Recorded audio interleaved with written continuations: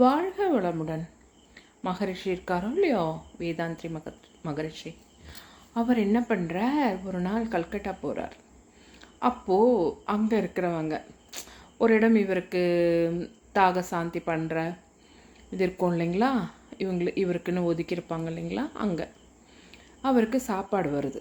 சாப்பாடு வர்றப்போ பார்த்திங்கன்னா எல்லா பொரியல்லாம் இருக்குது, ஒரு உருளைக்கிழங்கு கறி இருக்குது, எல்லாம் அவங்க சப்ஜி வேறு மாதிரி இருக்கும், அந்த மாதிரிலாம் இருக்குது.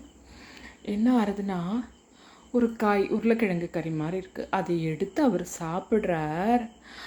அப்போ பார்த்திங்கன்னா அதில் ஒரே உப்பு காரம். அவருக்கு என்ன பண்ணுறதுனே தெரியல. என்ன செய்யலாம், அதை ஒதுக்கி வச்சாலும் அவங்க மனசு கஷ்டப்படுவாங்க, என்ன பண்ணுறதுன்னு தெரியல. அவர் எவ்வளவு சாமர்த்தியமாக அதில் தண்ணி ஊற்றிட்டார். தண்ணி ஊற்றிட்டும் யோசிக்கிறார், அச்சோ அவங்க வேறு எதனா நினச்சிக்க போகிறாங்க அப்படின்ட்டு ஒரு ஸ்லோகம் மாதிரி சொல்கிறார்.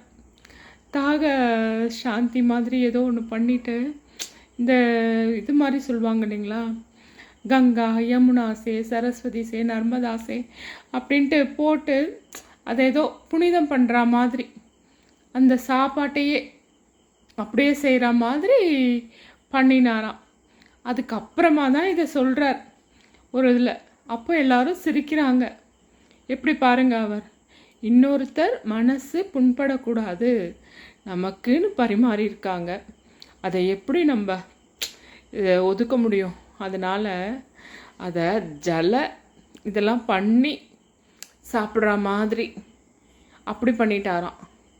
கங்காசே யமுனாசே காவிரிசேன்னுட்டு அப்படியே ஃபுல்லும் புனித அதை தண்ணி தெளித்து பண்ணுற மாதிரி பண்ணி அதுக்கப்புறம் சாப்பிட்டாராம். எப்படி இருக்குது பார்த்தீங்களா? ஆனால் நம்ம கடவுளுக்கு படைக்கிறோம், அது ஆனால் ருசி பார்க்க முடியாது இல்லையா? அந்த மாதிரி நடந்திருக்கும் ஏதோ தவறு. அவங்க வேணும்னு செஞ்சுருக்க மாட்டாங்க இல்லையா? அவங்களுக்கே சுவாமிக்கு படைக்கிற மாதிரி தானே அவருக்கு சமைச்சு கொடுக்கறது. அதனால் அதை டேஸ்ட் பார்த்துருக்க முடியாது இல்லைங்களா? அதனால் அந்த மாதிரியான தவறு நடந்திருக்கலாம். அப்படித்தான் நான் யோசிக்கிறேன். என்ன சொல்கிறீங்க?